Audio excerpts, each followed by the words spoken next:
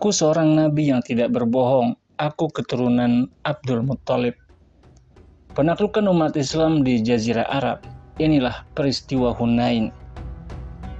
Di hari di mana kaum muslimin banyak yang melarikan diri dari serangan musuh, Rasulullah SAW bertahan sendirian menghadang tentara yang besar jumlahnya dari kaum musyrikin.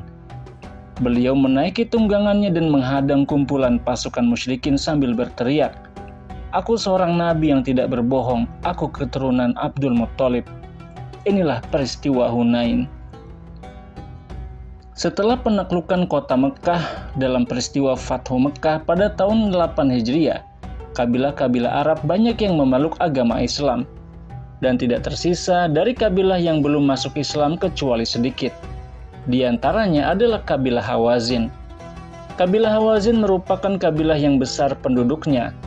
Pengikutnya mencapai puluhan ribu orang. Kabilah Hawazin dianggap sebagai rival oleh kaum Quraisy dalam hal kepemimpinan dan kekuasaan.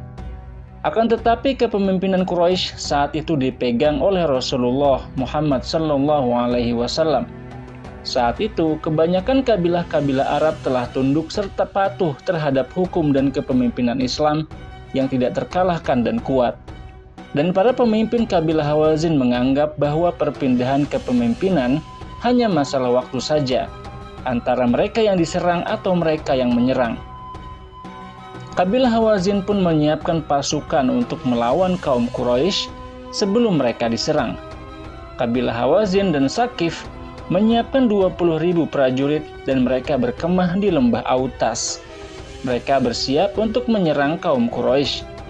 Akan tetapi Malik bin Auf, pemimpin kabilah Hawazin, mencampur wanita dan anak-anak dalam pasukan perang, serta mengumpulkan apa yang mereka punya seperti unta dan kambing dalam pasukan.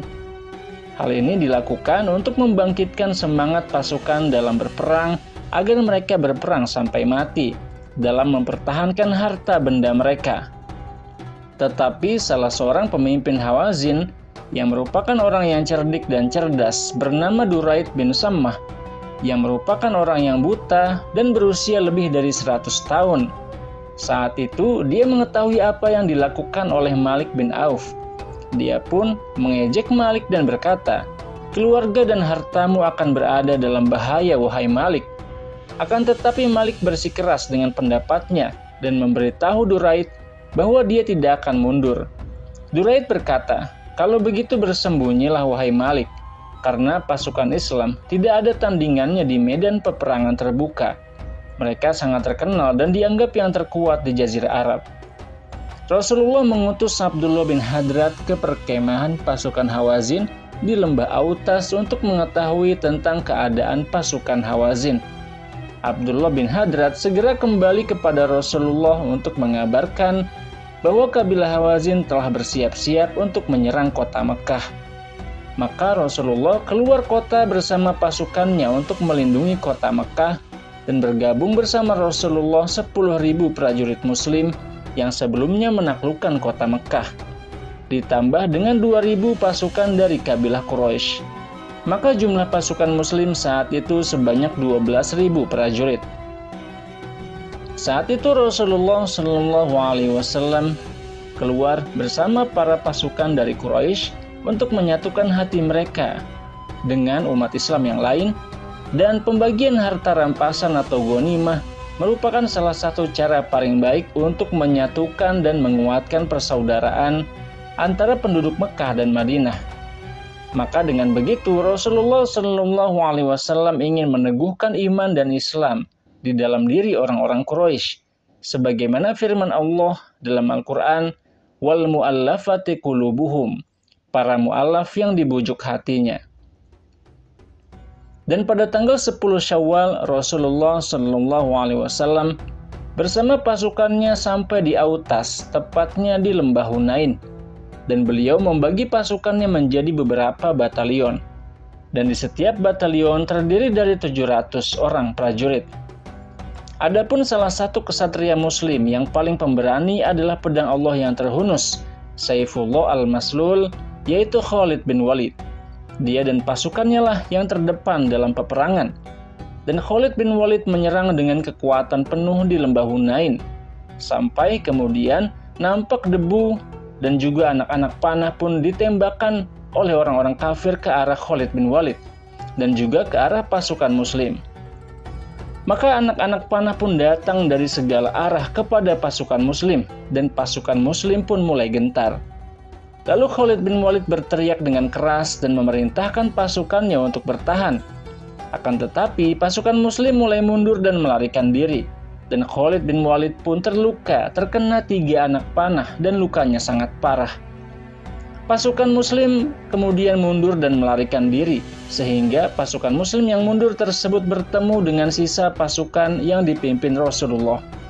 Dan ketika Rasulullah melihat sisa pasukan yang bersama Khalid mundur melarikan diri dengan panik, seluruh pasukan yang bersama beliau juga ikut mundur dan tercerai-berai ke segala arah. Dan ujian berat ini terjadi dikarenakan seorang muslim memandang ke arah pasukan muslim yang sangat besar dan banyaknya jumlah prajurit. Saat itu, pasukan muslim merasa takjub dengan banyaknya jumlah prajurit yang ikut berjuang bersama Rasulullah dalam peristiwa Hunain. Lalu, sebagian orang muslim berkata dengan sombong, "Kami tidak akan terkalahkan hari ini karena jumlah kami yang sedikit." Maka Allah kemudian memberikan pelajaran kepada umat muslim bahwa pertolongan itu datangnya dari Allah dan bukan dari banyaknya jumlah pasukan. Wa yauma Hunainin id a'jabatskum kathratukum falam tughni ankum syai'a. Dan hari peristiwa Hunain di mana kalian berbangga dengan jumlah kalian, tetapi itu tidak memberikan kebaikan sedikit pun. Akan tetapi Rasulullah Shallallahu Alaihi Wasallam tetap tegar dengan keadaan tersebut. Dengan ketegaran yang luar biasa, beliau tidak lari sedikit pun. Bahkan beliau berlari dengan tunggangannya ke arah orang-orang kafir, sehingga salah seorang sahabat, Abbas radhiyallahu anhu, memegang tali tunggangan Rasulullah agar beliau tidak berlari atau maju terlalu jauh, karena beliau khawatir terhadap keselamatan Rasulullah. Tetapi Rasulullah terus mengarah ke depan sambil bersabda dengan suara yang lantang, "Aku seorang nabi yang tidak berbohong. Aku keturunan Abdul Muttalib. Ayo mendekat kepadaku.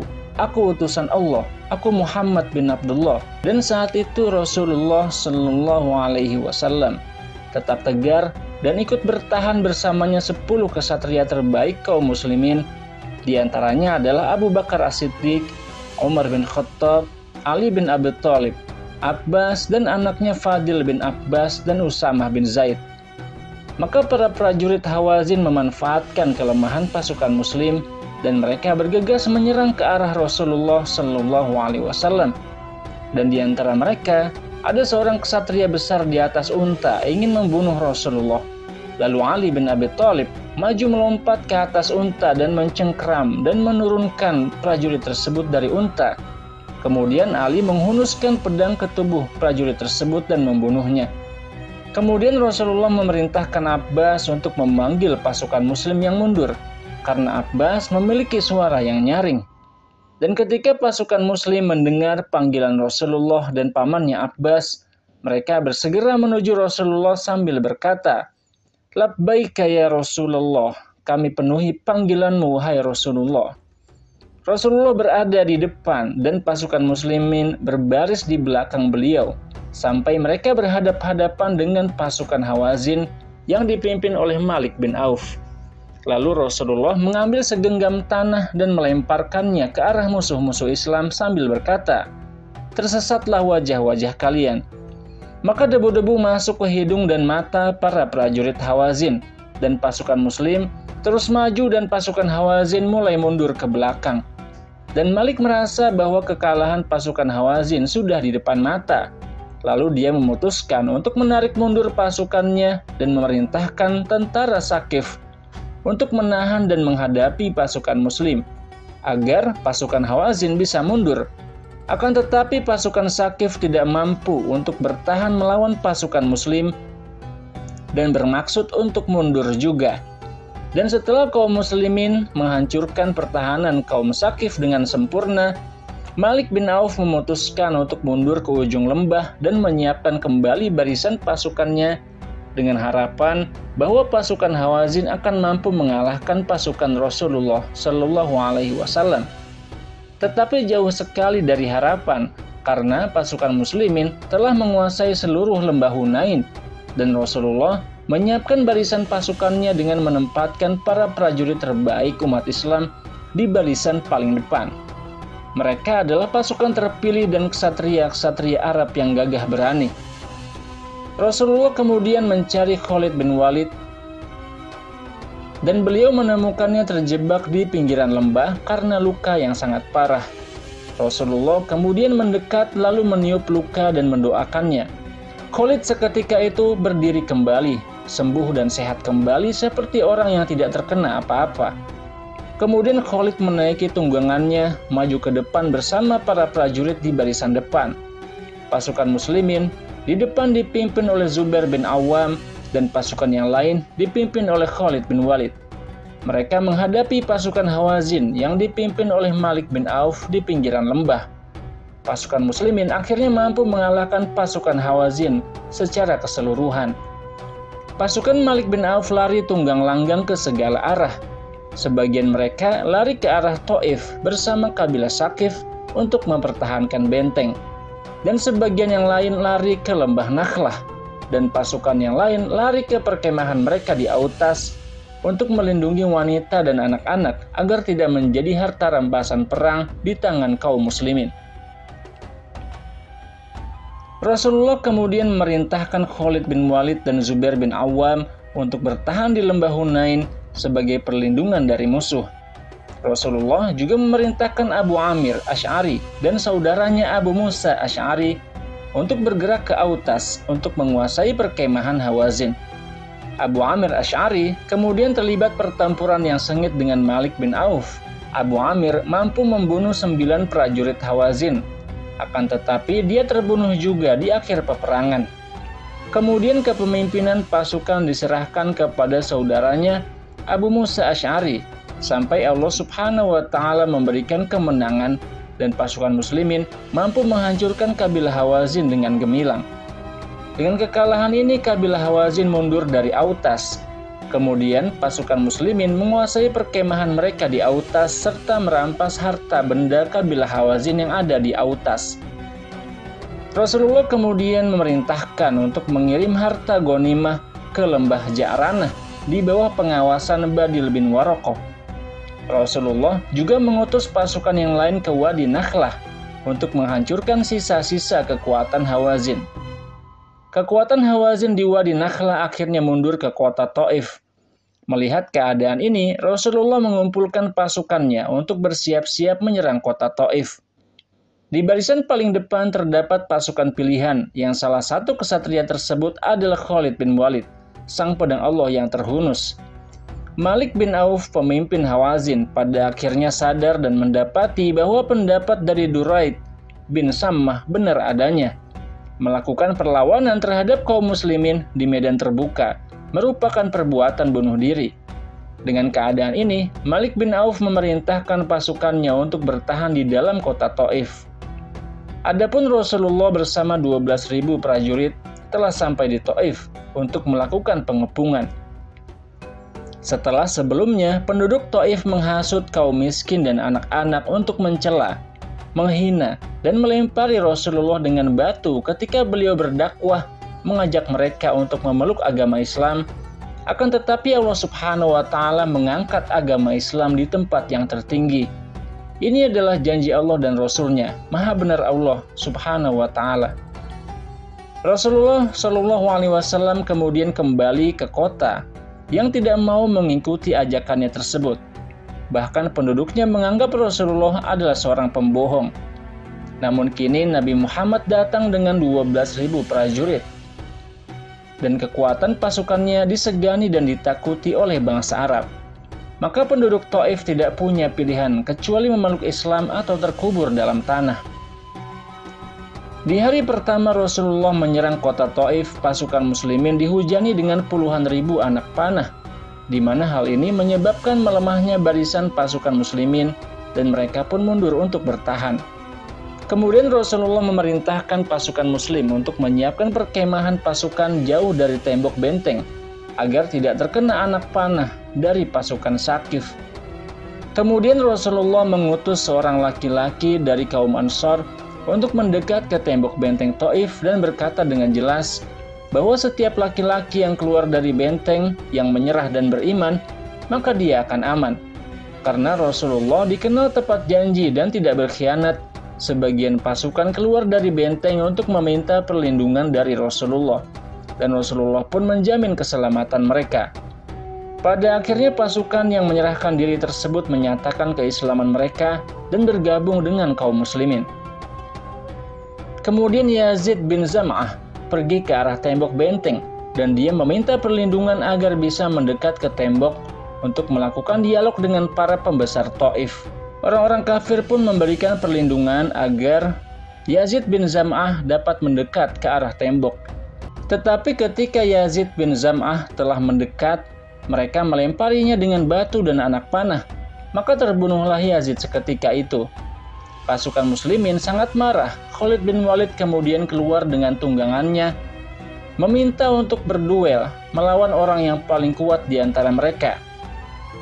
Tapi Malik bin Auf menolak bertanding karena dia tidak ingin seorang pun dari pasukannya keluar dari benteng. Dan ketika persediaan makanan mereka menipis, mereka akan keluar berperang sampai mati. Dengan keadaan seperti ini, tentara muslim menyadari bahwa pembesar Taif perlu diberi pelajaran. Kemudian Salman Al-Farisi menyarankan kepada Rasulullah untuk menyerang kota dengan pelontar batu atau majanik.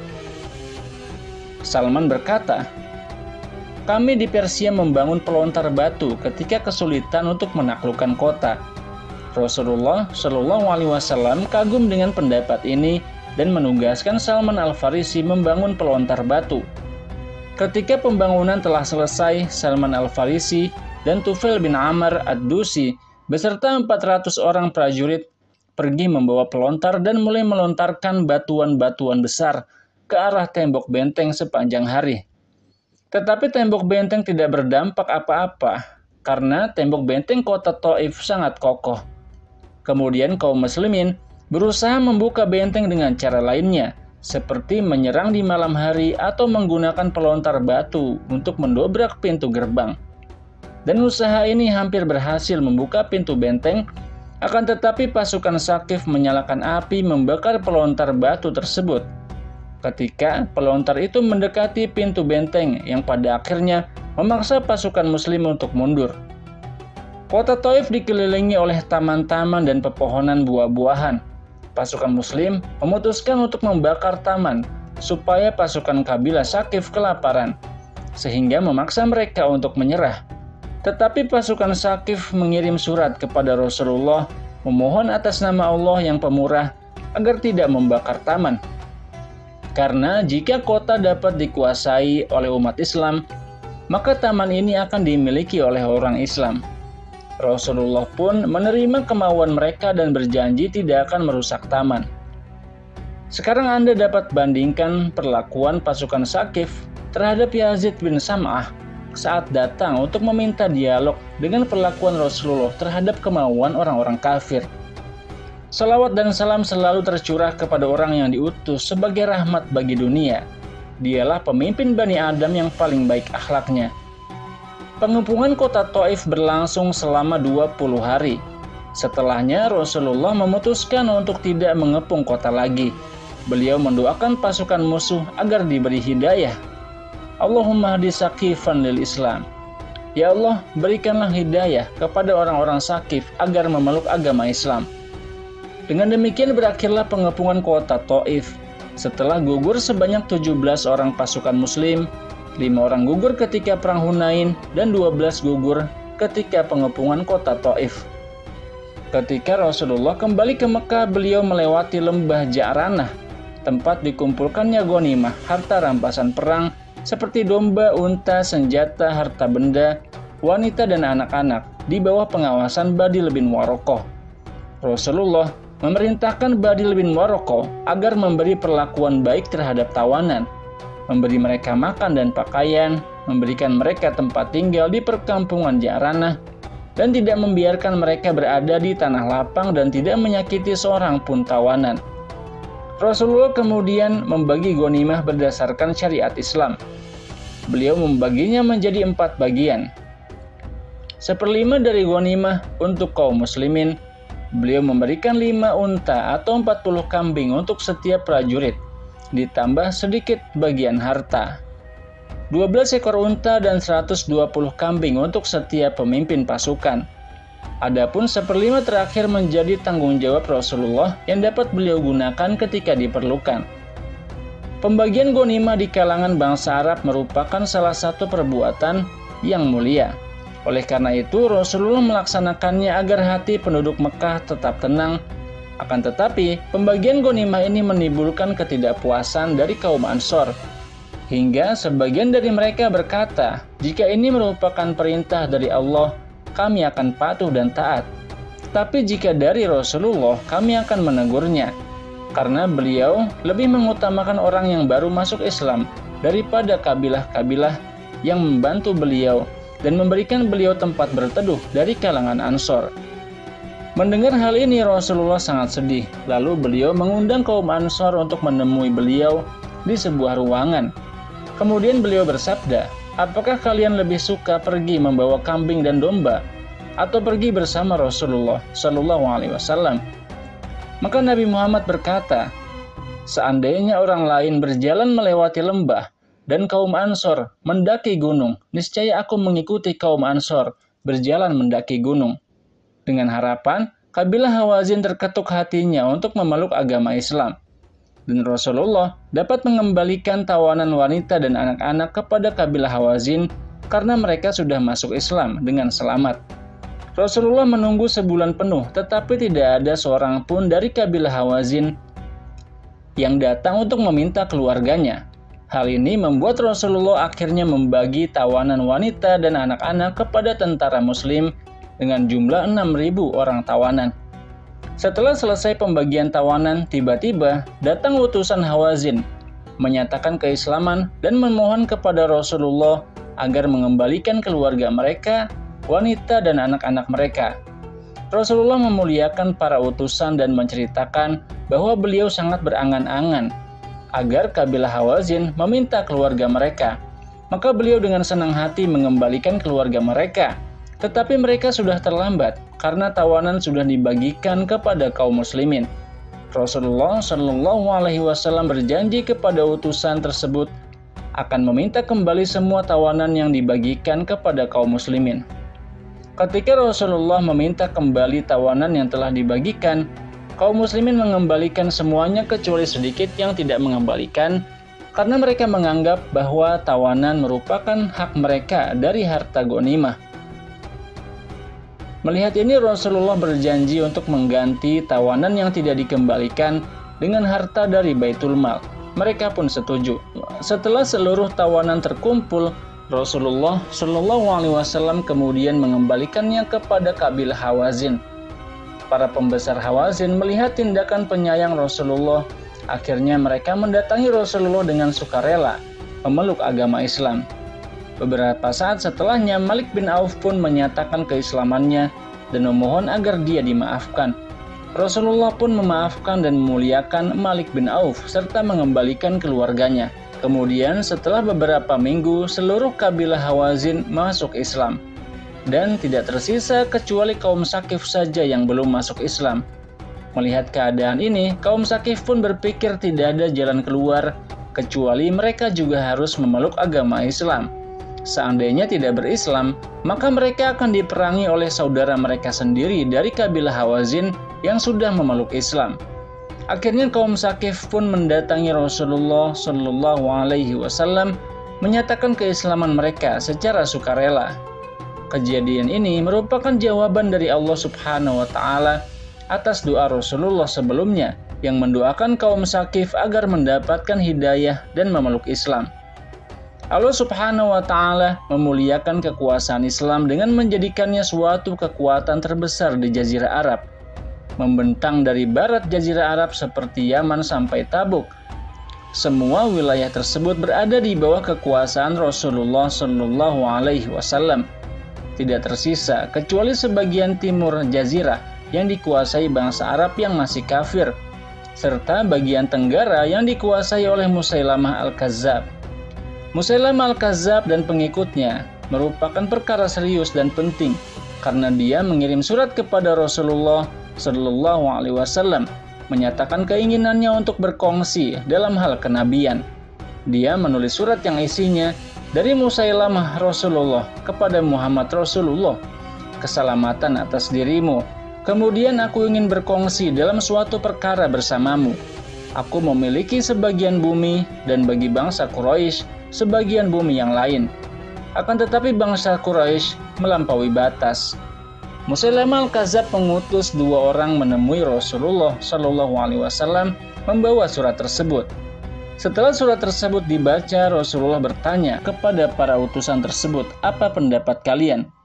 "Kami berpendapat sebagaimana yang ada di dalam surat." Rasulullah Shallallahu Alaihi Wasallam kemudian bersabda, "Seandainya Rasulullah boleh membunuh, niscaya aku akan penggal leher kalian." Kemudian Rasulullah membalas surat Musailamah. Isinya adalah, dengan nama Allah yang Maha Pengasih lagi Maha Penyayang, dari Muhammad Rasulullah kepada Musailamah sang pembohong, keselamatan bagi orang-orang yang mengikuti kebenaran. Kemudian sesungguhnya bumi hanya milik Allah, diberikan kepada hambanya yang dikehendakinya. Balasan kebaikan adalah bagi orang-orang yang bertakwa. Selain perkara Musailamah Al-Kazzab, ada juga perkara sebagian bangsa Arab yang di bawah kekuasaan Rasulullah. Mereka berislam dalam kemunafikan dan hanya karena ketakutan. Meskipun Rasulullah merupakan rahmat di muka bumi, namun beliau juga sangat berpengalaman dan kuat ketika berperang, dan pasukannya mampu menggetarkan kawan dan lawan. Perang Tabuk merupakan contoh terbaik tentang hal ini. Ketika bangsa Arab melihat Rasulullah bergerak bersama 30.000 pasukan untuk melawan bangsa Romawi di daerah mereka sendiri, bangsa Arab tergetar dan takut, dan mereka tahu bahwa Rasulullah adalah lelaki paling mulia di Jazirah Arab, dan Rasulullah didukung dengan wahyu, dan beliau tidak bertutur kata dengan hawa nafsu. Mengenai hal ini, Allah Subhanahu wa Ta'ala berfirman, "Al-A'rabu asyaddu kufra wa nifaqan wa ajdaru alla ya'lamu hududa ma anzalallahu ala rasulih." Orang-orang Arab itu lebih kuat kekafiran dan kemunafikannya, dan lebih wajar jika tidak mengetahui hukum-hukum yang diturunkan oleh Allah kepada Rasul-Nya. Allah Maha Mengetahui lagi Maha Bijaksana. Disebutkan bahwa ayat ini turun berkaitan dengan orang-orang munafik bangsa Arab dari kabilah Asad dan Ghatafan. Mereka berislam karena takut kepada Rasulullah. Inilah yang dilakukan mereka. Abu Su'ad berpendapat tentang tafsir ini bahwa tujuan ayat ini adalah untuk menerangkan bahwa terdapat orang-orang munafik di antara bangsa-bangsa Arab. Tetapi bukan seluruh bangsa Arab munafik. Pendapat ini disepakati oleh kebanyakan mufassirin. Hal ini menjadi perhatian bagi umat Islam seluruhnya sebagai peringatan Allah Subhanahu wa Ta'ala bagi kaum muslimin. Selanjutnya Nabi Muhammad SAW wafat di tahun 11 Hijriah. Ketika orang-orang munafik mengetahui tentang kematian Rasulullah, banyak dari mereka keluar dari agama Islam atau murtad dan tidak membayar zakat lagi. Keislaman bangsa Arab kebanyakan tidak begitu kuat kecuali di beberapa kota seperti Mekah, Madinah, Taif, dan sebagian daerah di tengah Jazirah Arab. Di kota Mekah hanya sedikit terdengar suara yang mengajak untuk keluar dari Islam atau murtad.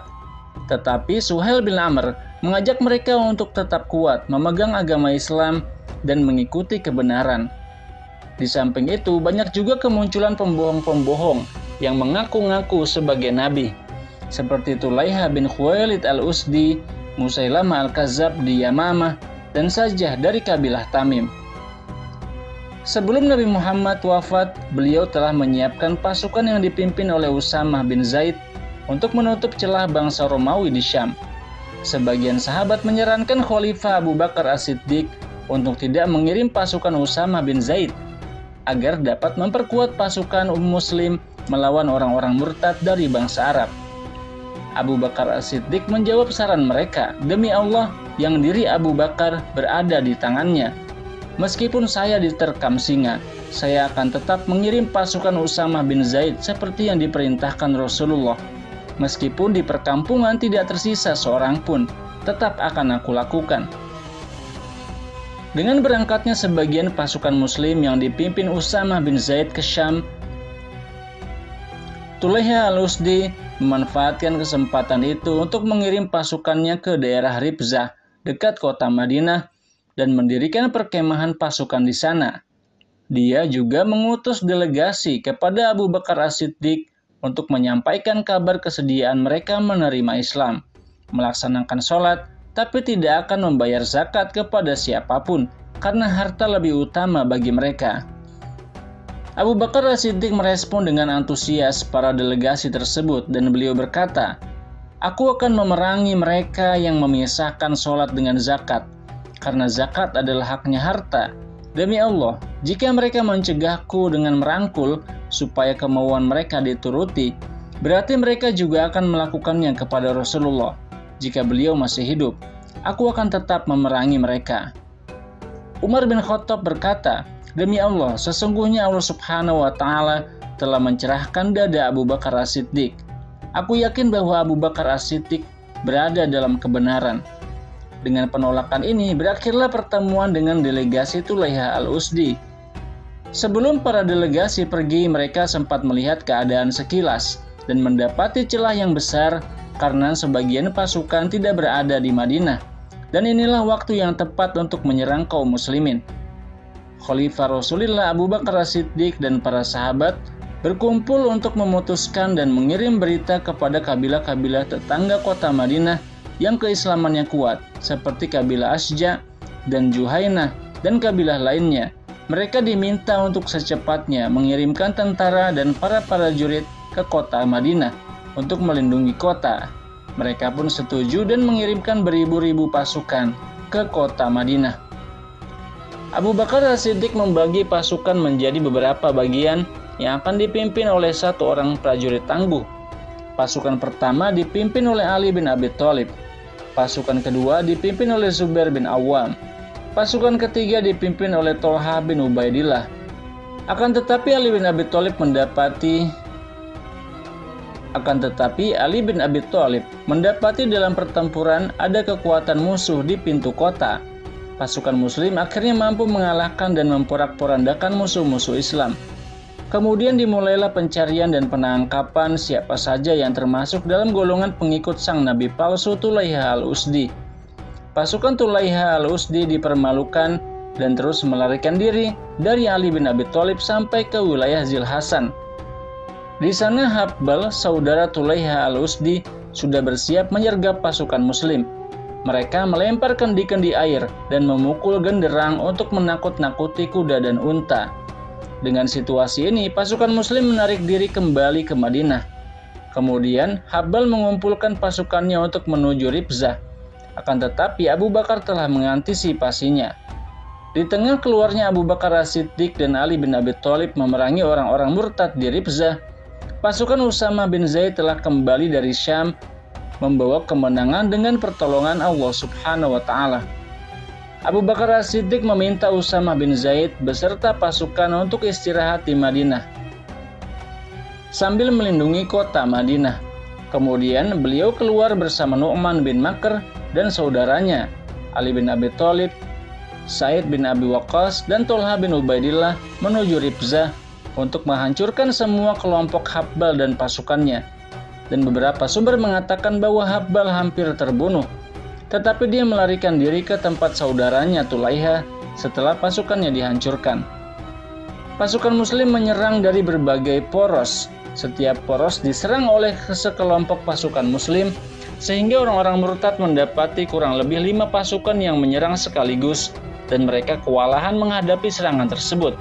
Dan mereka pun dikalahkan di tempat. Kemudian sisa pasukan orang-orang murtad kembali kepada Tulaiha setelah porak-poranda.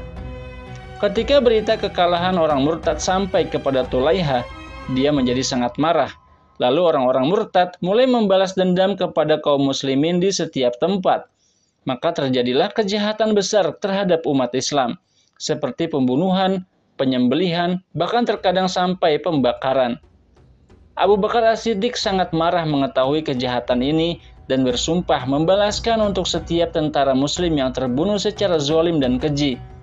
Beliau berkata, "Demi Allah, aku akan menghukum mereka yang menyakiti orang Islam." Dikarenakan khalifah dan orang Islam benar-benar melaksanakan sumpah tersebut, hal ini membuat sebagian kabilah yang keluar dari agama Islam menjadi ketakutan. Mereka pun kembali ke pintu di mana mereka keluar, yaitu dengan kembali memeluk agama Islam, dengan cara mengirim zakat dan sedekah kepada Abu Bakar As-Siddiq serta meminta ampunan. Abu Bakar As-Siddiq pun mengampuni mereka. Hal ini dilakukan untuk memberikan sinyal atau isyarat bagi kabilah lain yang ingin kembali kepada agama Islam. Mereka tidak akan dihukum, karena sesungguhnya Allah Maha Mengampuni dan Maha Penyayang. Setelah pasukan beristirahat, Abu Bakar As-Siddiq meminta tentara dan pasukan untuk mengarah ke wilayah Dzulqisah. Di sana, pasukan dibagi menjadi 11 panji, di mana setiap panji dipimpin oleh seorang jenderal militan seperti Ikrimah bin Abu Jahal, Amr bin As, dan lainnya. Adapun pusat panji pasukan Islam dipimpin oleh Khalid bin Walid yang sudah disepakati penunjukannya oleh seluruh pimpinan panji. Dia adalah penguasa wilayah dan pemimpin tertinggi. Dia juga seorang menteri pertahanan dan kepala staf pasukan. Dan wilayah Dzulqisah menjadi pusat pangkalan pasukan Islam, tempat dimulainya pergerakan Islam. Abu Bakar As-Siddiq pertama-tama meminta Khalid bin Walid menuju Bazakh, bertemu Tulaiha Al-Usdi, kemudian dilanjutkan ke arah tenggara sampai bertemu Musailamah Al-Kadzab di Yamamah. Semenanjung Arab pada masa itu terjadi menjadi 3 kekuatan yang berlomba dalam perebutan kekuasaan. Siapakah yang akan menang? Apakah peristiwa pada pertempuran besar di antara Khalid bin Walid melawan Tulaiha Al-Usdi? Ini akan kita ketahui pada episode-episode selanjutnya. Terima kasih Anda telah menonton video ini sampai habis, dan sampai ketemu lagi di video selanjutnya insyaallah. Saya Muhammad Izdian Muttaqin. Wassalamualaikum warahmatullahi wabarakatuh.